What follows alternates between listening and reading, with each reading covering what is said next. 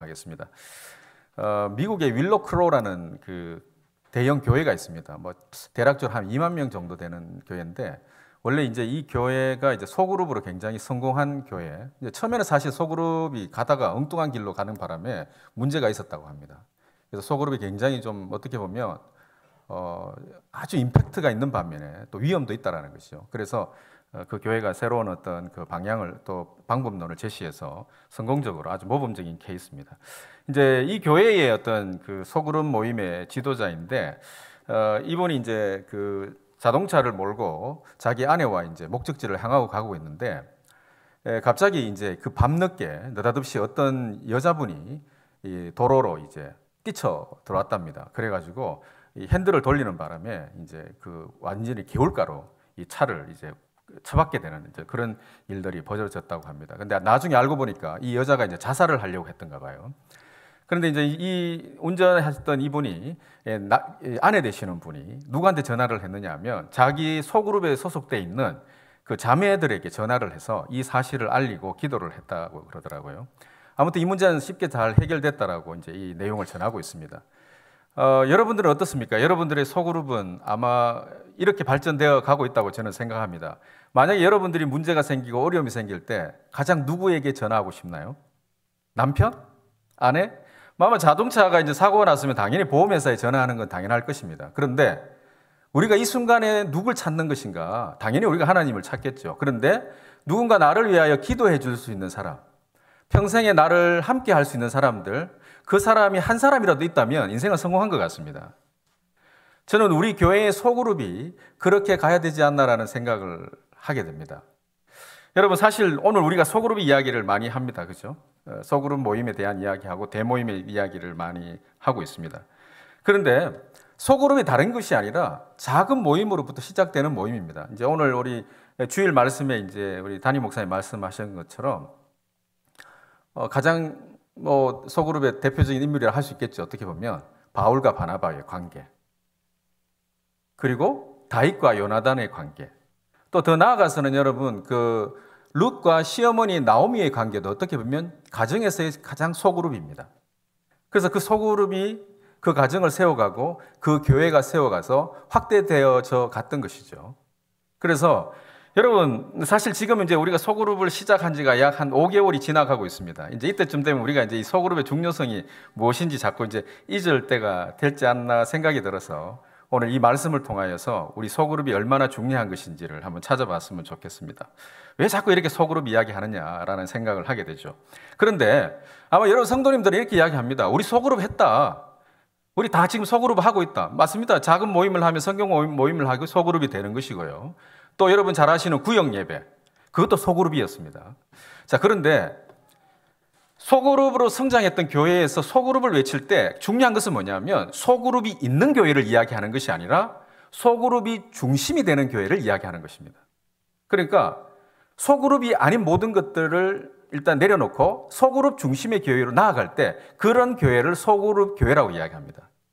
그냥 이제 어떤 작은 모임들이 있는 이야기를 하는 것은 아니죠. 그리고 또 이 소그룹이 중심된 교회가 또 어디까지 발전해 나가야 되느냐 하면 소그룹이 교회가 되는 교회. 그래서 어떻게 보면 리더들의 역량이 굉장히 중요합니다. 왜냐하면 리더들이 그 소그룹의 목자가 되는 것이죠. 즉 목회자 역할을 하는 것입니다. 그래서 소그룹의 성공의 어떤 그 가장 포인트 중에 바로 리더라는 것이죠. 리더가 양육이 잘 되을 때 소그룹이 성공한다는 이야기를 지구촌 그 목회연구소, 그러니까 지구촌이 운영하는 목회연구소에서 그런 어떤 자료들을 제가 보게 되었습니다. 그래서 소그룹이 정말 제대로 되려 그러면 리더 교육이 잘 돼야 되고 또 모두가 이 소그룹이 중심되는 교회를 위해서 마음을 하나 하는 것이 참 중요하다. 자, 그렇다면 우리가 중요한 것은 이제 이런 어떤 설이 아니고 그렇더라라는 이야기가 아니라 왜 우리가 소그룹을 해야 되는지, 이게 조직 신학적인, 그러니까 성경적인 어떤 근거를 찾는 것이 저는 참 중요하다라는 생각을 듭니다. 과연 이 소그룹의 시작은 어디서 되었을까? 그것을 여러분 우리가 한번 성경 본문을 통하여 조직 신학적인 차원에서 한번 이해를 했으면 좋겠습니다. 우리 그림 한번 볼까요?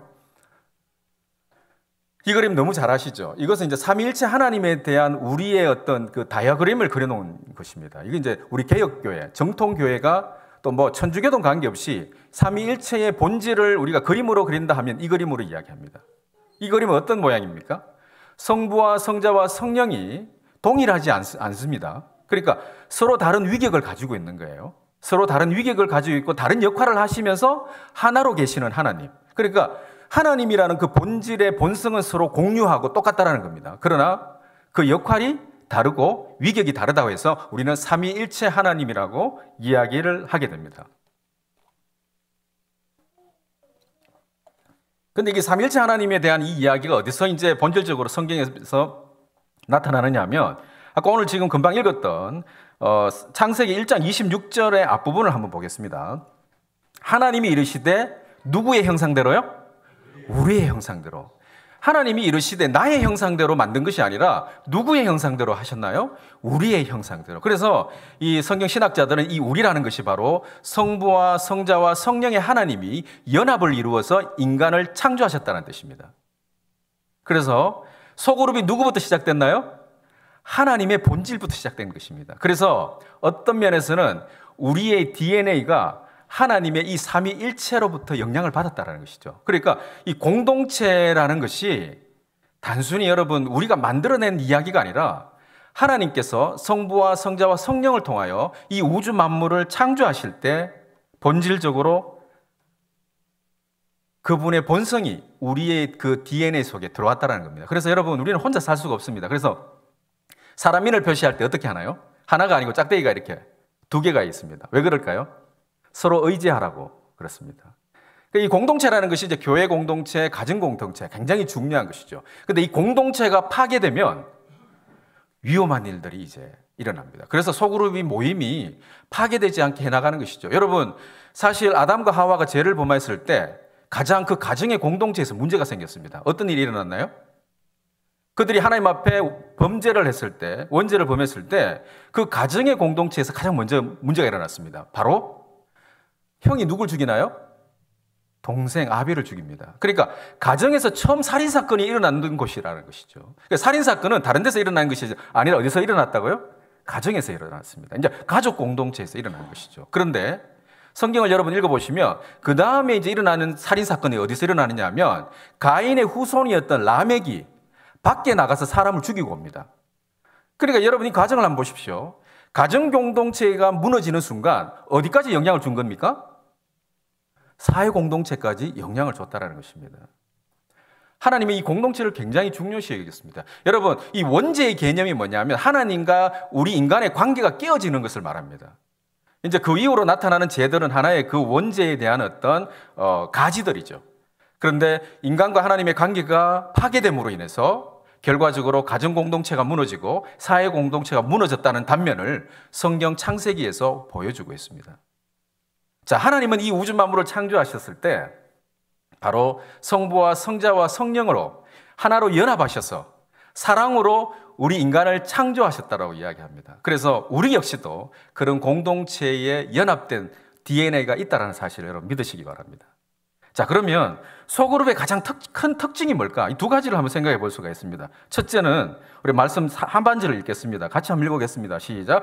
하나님이 이르시되 우리의 형상을 따라 우리의 모양대로 우리가 사람을 만들고.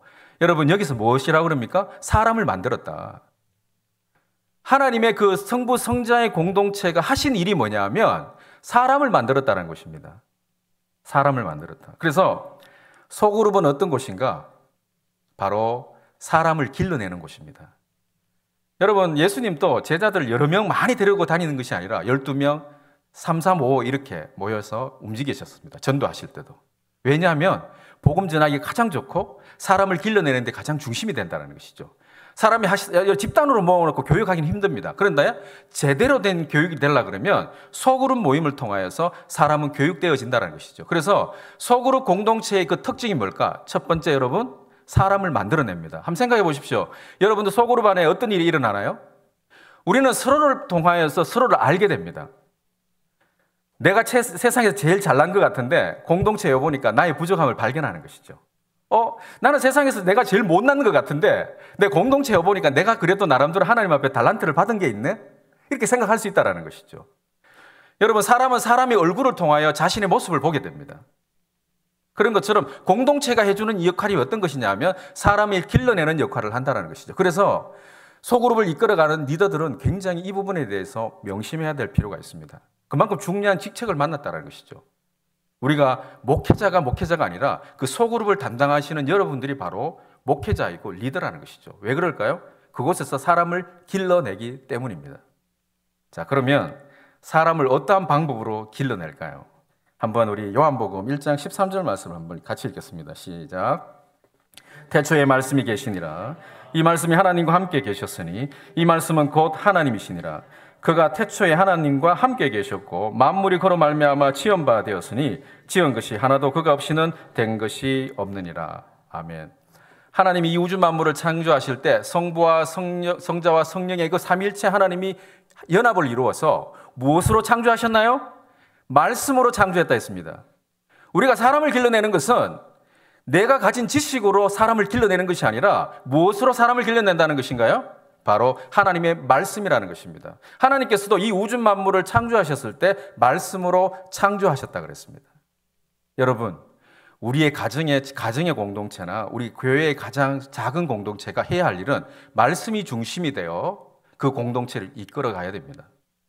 여러분, 우리가 소그룹 모임하면 단순하게 그냥 모여서 이런저런 이야기 괜찮습니다. 그런 부분도 우리는 얘기를 나눌 필요가 있습니다. 왜냐하면 코이노니아라는 차원에서 우리의 개인적인 어떤 문제나 이런 것들이 나눌 수 있는 것이 바로 소그룹이라는 것이죠. 그러한 것을 받아줄 수 있는 것이 바로 소그룹이 되어야 됩니다. 그러나 우리가 놓쳐서는 안 되는 것이 뭐냐면 이 소그룹을 형성하는 데 있어서 사람을 만들어가는 데 있어서 가장 중요한 것이 뭐냐면 하나님의 말씀에 본질이 빠져버리면 안 된다는 것입니다. 여러분, 굴다리 밑에도 소그룹 모여서 뭘 하나요? 하투를 칩니다. 바둑을 합니다. 따지고 보면 그들도 소그룹입니다. 그러나 사람을 길러내지는 않는다는 것이죠. 여러분, 교회에서 사람을 길러내는 방법은 소그룹 안에서 하나님의 말씀이 살아 움직여야 된다는 것입니다. 그 모두가 소그룹의 공동체에 계신 여러분들이 그 마음을 가지고 하나가 되어야 된다는 것이죠. 그래서 우리가 소그룹으로 성장하는 데 있어서 가장 중요한 것이 뭘까? 사람을 만들어내는 것이다. 그리고 이 만들어냄에 있어서 가장 중요한 도구는 바로 하나님의 말씀이라는 사실을 인식하고 마음에 담고 있어야 된다는 사실이 소그룹의 가장 본질적인 하나님의 말씀의 근거가 되는 것입니다. 자, 두 번째로 교회론적인 측면에서 이 소그룹의 의미를 한번 찾아보도록 하겠습니다. 여러분, 우리 가장 교회의 어떤 그 모습에 있어서 성경이 가장 잘 나타내고 있는 말씀이 고린도전서 12장과 에베소서 4장입니다. 혹시 여러분들 집에 돌아가시면 꼭 찾아봐야 될 것이 고린도전서 12장과 에베소서 4장, 이게 바로 이제 교회론에 대한 이야기를 하고 있는데, 고린도전서 4장, 이제 12장에서는 어떤 이야기를 하고 있느냐 하면, 한번 제가 같이 17절과 18절을 같이 읽겠습니다. 시작. 만일 온몸이 눈이 어두우면 듣는 곳은 어디며 온몸이 듣는 곳은 냄새 맡는 곳은 어디며, 그러나 이제 하나님이 그 원하시는 대로 지체를 각각 몸에 두셨으니, 마지막 절에 보면 너희는 그리스도의 몸이요 지체의 각 부분이라. 여러분, 예수님이 우리 교회의 머리가 되신다 했습니다. 그렇죠? 우리는 거기에 따라 이제 각 지체가 있는데, 우리가 오해하는 것들이 어떤 거냐면 예수님의 머리이고 우리는 각 지체가 그냥 예수님만 연결되어 있다고 생각하는데 그렇지 않다라는 것이죠. 어떻게 연결되어 있나요? 서로가 연결되어 있다라고 이야기합니다.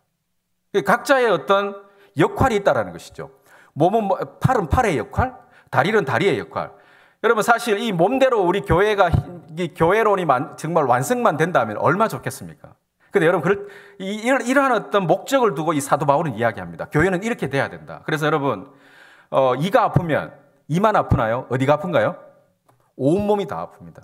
제가 최근에 이 치료를 받으러 요 가까이 있는 치과에 갔는데 제가 그 입이 적다고 입을 찢었어요. 그래서 지금 제가 여기 피곤해서 입이 찢어진 게 아니라 이를 뽑다가 입이 작다고, 저도 그때 처음 알았습니다. 내가 이렇게 입이 적은 줄. 제가 입이 적죠. 그래서 수술하는데 이게 수술 기구가 잘 안 들어가가지고 의사분이 좀 찢었습니다. 그래서 제가 여기 약을 발랐는데, 여러분, 이것만 아픈 것이 아니라 제가 수술하는 그날 온 머리부터 발끝까지 온몸이 아픈 거예요. 여러분, 한번 생각해 보십시오. 우리가 사실 지체라는 것이 서로 아파야 되는데, 이게 얘가 아프면 내가 여기가 안 아프면 어떤 문제가 있냐면 이게 지금 이제 감각을 잃어버린 상태라는 것입니다. 여러분, 오른팔이 아픈데 왼팔이 안 아프다 하면 이건 지금 여러분들은 대학병원에 가셔야 됩니다. 그죠? 우리 교회가 그렇습니다. 우리 교회가 내가 아픈 것이 우리 성도들이 다 아프고 저 성도가 아픈 것이 내가 아픈 것을 공감할 때 그게 진짜 교회가 된다는 것이죠. 이게 교회론의 본질입니다. 그래서 각 지체가 연결되어 있다 이렇게 이야기합니다. 오늘 이 본문에서 중요하게 생각하고 있는 것은 뭐냐면 고린도전서에서 예수님께 연결된 것을만을 이야기하는 것이 아니라 예수님과 우리 각 지체가 연결되어 있는 것에 대하여 방점을 찍고 있습니다. 바로 교회론적으로 소그룹의 모임이 바로 그 특징을 가진다는 것이죠. 자, 두 번째로 우리가 한 말씀을 보겠습니다. 에베소서 4장. 이 에베소서 4장에 보시면 참 저는 사도 바울의 이 말씀을 보면 이 에베소서 4장이 얼마나 이 공동체의 아름다움을 표현하고 있는지를 이야기하고 있습니다. 같이 한번 읽어보겠습니다. 3절 시작. 평안에 매는 줄로 성령이 하나 되게 하신 것을 힘써 지키라. 이는 성도를 온전하게 하여 봉사하는 일을 하게 하며 그리스도의 몸을 세우려 하심이라. 우리가 다 하나님을 아들을 믿는 것과 아는 일에 하나가 되어 온전한 사람을 이루어 그리스도의 장성한 분량에 충만한 데까지 이르느니라. 아멘. 여러분, 이 말씀을 보면 우리가 하나의 어떤 성령 안에서 하나가 되었다라는 것이죠. 그 성령 안에서 하나가 되어서 각자의 우리가 맡아진 봉사들이 있습니다. 이제 교회를 세워가 가는 것입니다. 그런데 교회를 세워가는 데 있어서 우리의 가장 첫 출발점이 어디냐면 13절에 보시면 하나님의 아들을 믿는 것, 이게 신앙입니다. 아는 것, 이게 뭐냐면 knowledge라고, 이 영어 성경의 본문에서는 knowledge라고 되어 있습니다. faith and knowledge. 그러니까 신앙과 이 지식이 같이 있는 것이죠. 여러분, 우리가 하나님 안에서 연합된다는 것은 하나님의 말씀에 대한 어떤 믿음과 이 배움, 이 지식이 필요합니다. 그래서 여러분, 성경 공부 또 성경 말씀 읽는 거 이거 게을리하지 마십시오. 왜냐하면 여기서 우리가 무너지는 순간 우리 소그룹의 모임은 하나님이 중심이 되는 소그룹이 아니라 내가 중심이 될 가능성이 크다라는 것이죠. 그래서 오늘 에베소서 4장 마지막 절에 이런 말씀을 하고 있습니다. 16절에 보면 그에게서 온몸이 각 마디를 통하여 도움을 받음으로 연결되어 결합되어 각 지체의 분량대로 역사하며 그 몸을 자라게 하며 사랑 안에서 스스로 세우느니라. 사랑 안에서 우리 모두가 하나의 연합이 된다는 것입니다. 통일을 이룬다는 것이죠. 중국집에 가서 짜장면을 하나 통일하는 것이 아니라는 겁니다. 우리 가끔씩 중국집에 가면 짜장면 먹고 싶은 사람, 그 사람의 의견을 따라서 다 짜장면을 시켜야 되는 그런 어떤 부담감이 있지 않습니까? 내가 먹고 싶은 거 먹고 싶은데 다 짜장면을 통일하고 짬뽕을 통일하는 것이 연합을 이루는 것이 아니라 하나님의 말씀 안에서 우리가 연합을 이루는 것이 진정한 연합이라는 것이죠. 여러분, 내가 짜장면 먹기 싫으면 돈 더 내고 여러분 짜장면 우리 짬뽕을 사서 드셔도 됩니다. 그런데 그거 가지고 눈치 주실 필요는 없다는 것이죠. 우리는 이상한 곳에서 자꾸 연합을 찾고 자꾸 공통된 뭔가를 찾으려고 하는데 거기는 잘못되면 뭐가 있느냐 하면 집단주의로 빠지기 쉽습니다. 그리고 개인주의로 빠질 수 있다는 것이죠. 우리가 이제 공동체라고 하면 여러분들이 오해하는 것들이 있는데 뭐냐 하면 이게 혹시 공동체가 집단주의가 아닌가? 집단주의 될 가능성이 있습니다. 하나님의 말씀이 중심되지 아니하고 개인의 어떤 특성을 인정해 주지 않으면 집단주의로 흐를 수 있다는 것이죠. 왜냐하면 내가 하는 거 다 따라해야 되는 상황입니다. 내가 말한 것은 모든 것이 다 따라해야 되는 것은 이거는 전제주의나 공산주의에서 하는 일이지 교회에서 하는 역할이 아니라는 것이죠. 여러분, 한번 제가 이런 말씀을 드렸습니다. 성경에서는 아브라함의 하나님, 야곱의 하나님, 누구의 하나님이 그럽니까? 이삭의 하나님이 그럽니다. 그런데 하나님의 아브라함, 하나님의 이삭, 하나님의 야곱이라고 이야기하지 않습니다. 왜 그럴까요? 각자 하나님이 다르다. 이 하나님은 동일하지만 하나님께서 만나주신 하나님, 아브라함을 만나주시는 하나님과 이삭을 만나주시는 하나님과 야곱을 만나주시는 하나님은 다르다라는 것이죠. 사람이 어떻게 똑같을 수가 있겠습니까? 다 다릅니다. 여러분, 병이 나도 각자 병에 나는 부분이 다르기 때문에 의술이 우리가 봐서 코가 문제가 있으면 이비인후과를 가야 됩니다. 또 몸에 예를 들어 상처가 있다든지 이러면 피부과를 가야 됩니다. 제가 군대에 있을 때는 허리 아픈 거나 피부과나 관계없이 똑같은 약을 먹었습니다. 잘 모르시죠? 제가 의무반에 가면은 지난번에 감기로 먹었던 약이 왠지 갑자기 허리 아픈데 약을 달라니까 똑같은 약이더라고요. 살펴보니까. 아마 이제 진통제인 것 같습니다. 여러분, 이것은 사람을 낫게 하는 것이 아닙니다. 더 병들게 하는 것이죠. 하나님께서는 개인의 어떤 인격을 존중하셨습니다. 그러면서 통일을 이루기를 원하셨죠. 연합하기를 원하셨습니다. 그래서 우리 교회의 공동체 소그룹은 결코 개인주의를 지향하는 것이 아닙니다. 그렇다고 해서 집단주의로 지향하는 것이 아니라는 것이죠. 오늘날 우리 교회의 성도들이 어떤 위험에 빠져 있느냐면 소비 중심적인 어떤 신앙을 가지고 있습니다. 이 성경 말씀도 그냥 내가 원하는 거 그냥 선택해서 듣는다는 것이죠. 그리고 내가 마음에 안 들면 그냥 교회 다른 데 옮겨버린다는 겁니다. 여러분, 이거는 어떤 면에 있어서는 모두의 책임입니다. 그분이 그렇게 옮길 수밖에 없었던 그 교회의 환경, 또 자신 스스로가 그 부분에 대해서 하나님에 대한 어떤 열정, 사실 그 부분에 대해서는 우리가 비판할 문제가 아니라 서로 고민해야 되고 이 부분을 어떻게 풀어가야 될지를 우리는 고민해야 된다는 것입니다. 우리가 만약에 교회에서 상처받으면 건너편 신도교회로 갈 수 있고, 신도교회 성도들이 상처받으면 우리 참빛교회로 올 수가 있습니다. 얼마나 행복한 공동체입니까? 그러나 이것은 굉장히 위험합니다. 왜냐하면 이것은 하나의 어떤 값싼 친교를 만들어낼 수가 있습니다. 내가 여기 가니까 나를 좀 알아주더라. 그래서 거기 가는 겁니다. 그런데 거기 가서 내가 상처를 받으면 당장 옮겨버리는 것이죠. 상처를 주는 공동체도 문제이겠지만 그러한 부분에 대하여 삼키지 못한 우리 자신들도 한번 돌아봐야 될 부분이 있는 것 같습니다. 그래서 우리가 소그룹을 만들어가는 것은 내가 중심이 되는 것이 아니라 하나님의 말씀이 중심이 되는 것이 바로 소그룹의 특징이라는 것이죠. 여러분, 소그룹을 하실 때 한번 돌아보시기 바랍니다. 내가 얼마만큼 적극적으로. 여러분, 소그룹이 있는 교회를 만드는 것이 아니라 소그룹이 중심이 되는 교회를 만들기 위해서는 우리 모두가 여기에 몸과 마음을 던지지 않으면 결코 소그룹을 성공할 수가 없습니다. 소그룹 잘만 했다가 엉망되는 교회들이 참 많았습니다. 여러분, 이것은 우리 모두가 마음이 연합해서 하나님의 교회를 세워가겠다는 그 결단 없이는 이루어갈 수가 없다는 것이죠. 그리고 하나님의 말씀을 배우기를 힘쓰십시오. 하나님의 말씀을 배우고 그것을 연구하고 고민하고 거기에 대하여 우리가 어떻게 삶을 살아낼지를 고민할 때 비로소 교회는 든든히 서갈 수가 있다는 것입니다. 마지막으로 소그룹이 주는 축복이 뭘까라는 것을 한번 정리하고 마치도록 하겠습니다. 여러분, 소그룹이 주시는 축복, 우리가 성경 말씀에서 한번 찾아봤습니다. 먼저 한번 갈라디아서 6장 2절 말씀을 같이 읽겠습니다. 시작.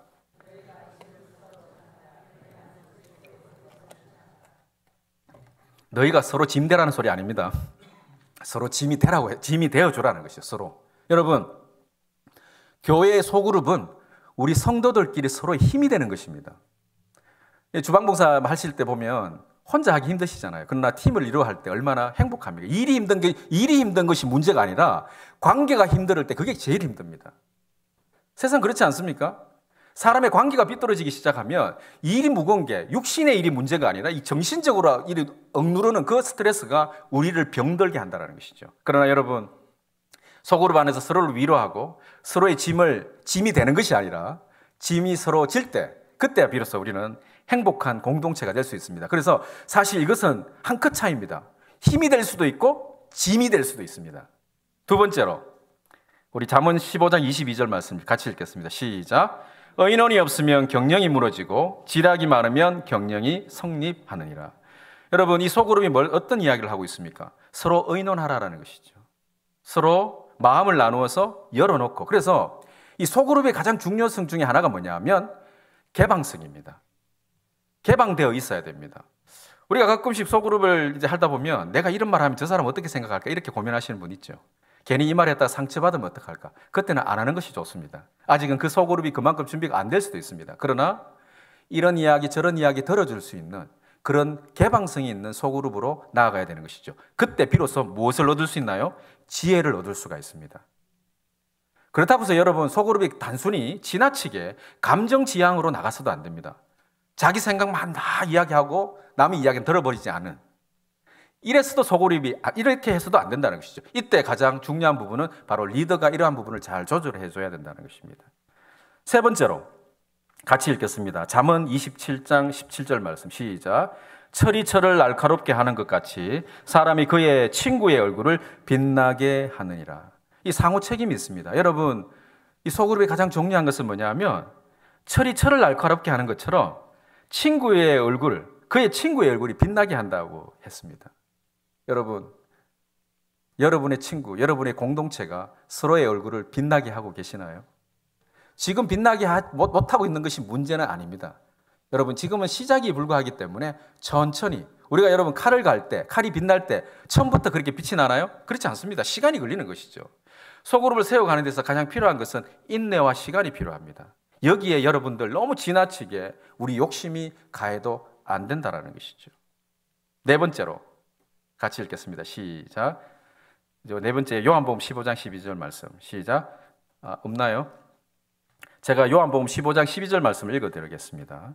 내 계명은 곧 내가 너희를 사랑한 것 같이 너희도 서로 사랑하라 하는 이것이니라. 이게 뭘까요? 용납할 수 있는 것이 공동체의 특징이라는 것이죠. 여러분, 세상은 우리를 용납하지 않습니다. 굉장히 경제적으로나 지식적으로 잣대를 댑니다. 그러나 우리 교회 공동체는 어떠나요? 내가 좀 부족해도 용납해 줄 수 있는, 그래서 우리가 교회를 오는 것입니다. 내가 세상에서는 자랑 못해도 교회에 와서는 자랑할 수 있는 것이죠. 왜? 우리 공동체는 나의 이야기를 들어줄 수 있기 때문에, 용납할 수 있기 때문에, 그런 공동체가 되기를 하나님께서는 말씀하고 계십니다. 그런데 여러분, 이런 완벽한 공동체가 만들어지는 것은 하루 이틀에 되는 것이 아니라 이 모두가 우리 마음이 합하여서 이 일에 의해 매진하지 않으면 안 된다는 것이죠. 마지막으로 공동체는 어떠한 특징이 있는지, 어떠한 축복이 있는지 같이 읽겠습니다. 시작. 진실로 다시 너희에게 이르노니 너희 중에 두 사람이 땅에서 합심하여 무엇이든지 구하며 하늘에 계신 내 아버지께서 그들을 위하여 이루시게 하시리라.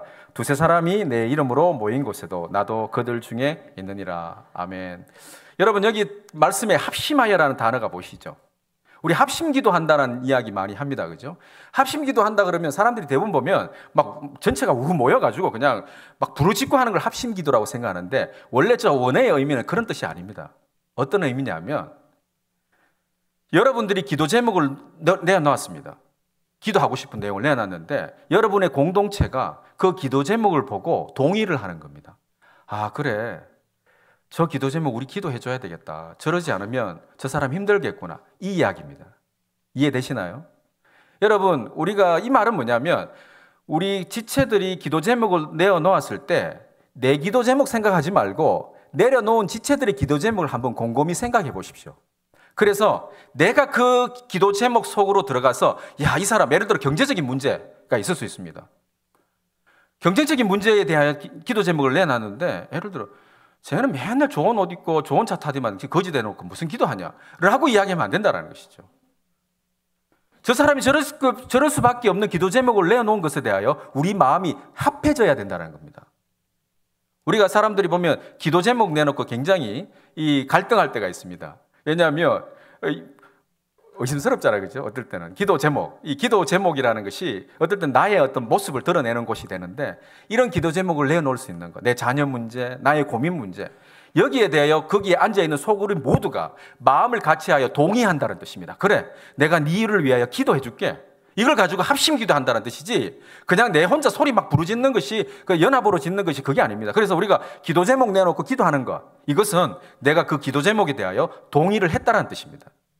이럴 때 하나님께서 어떻게 하신다 그러셨어요? 무엇이든지 구하면 하늘에 계신 내 아버지께서 그들을 위하여 이루게 하시리라. 아멘. 여러분, 우리도 이렇게 이루어지는 기도 좀 해서 봤으면 좋겠습니다. 그죠? 우리가 형제 자매들이 아플 때 우리가 그 사람의 아픔을 같이 동의하고 공감하여 기도할 때 그것을 이루시겠다는 뜻입니다. 그런데 이걸 동의하지 않는 채 그냥 근성으로 부르짖을 때는 들을 수가 없는 것이죠. 또한 이것을 우리가 다시 한번 적용해서 여러분의 가정을 한번 생각해 보십시오. 여러분의 가정, 저는 가정에서 여러분의 가정 예배와 여러분의 자녀들과 함께 연합을 해가지고 기도하는 거 정말 중요하다고 생각합니다. 그래서 여러분, 어떤 문제가 있을 때 그래도 개 중에는, 여러분 자녀 중에는 열심히 신앙생활 하려고 하는 한 명은 있을 거예요. 여러 자녀들 중에는 어떤 아이들은 잘 믿지 않는 자녀도 있고 이 기도하는 거 싫어하는 자녀도 있지만, 그 중에 기도하려고 하는 자녀들과 함께 기도해 주십시오. 자녀의 기도와 여러분의 가정의 기도가 더불어서 하나님께서 응답하신다는 뜻입니다. 교회에서도 마찬가지입니다. 우리가 소그룹이 모였을 때 하나님의 말씀을 나누고 연합으로 기도하시기 바랍니다. 그냥 설풀로 온 곳이 소그룹이 아니라는 것이죠. 하나님의 말씀을 가지고 내 삶을 조명하고 나의 모습을 드러내고 그걸 가지고 기도하고 용서를 구하고 또 합심하여 우리가 기도해서 응답받는 것이 바로 소그룹 공동체입니다. 그리고 말씀으로 사람을 세워가고 말씀으로 사람을 만드는 것이 바로 소그룹이라는 사실을 기억하시고, 바로 이 소그룹은 하나님의 말씀에 신학적인 근거가 있다는 사실을 기억하시면서 소그룹을 가볍게 여기지 마시고 교회를 세워가는 데 힘쓰시는 우리 성도님들이 되시기를 주님의 이름으로 축복합니다.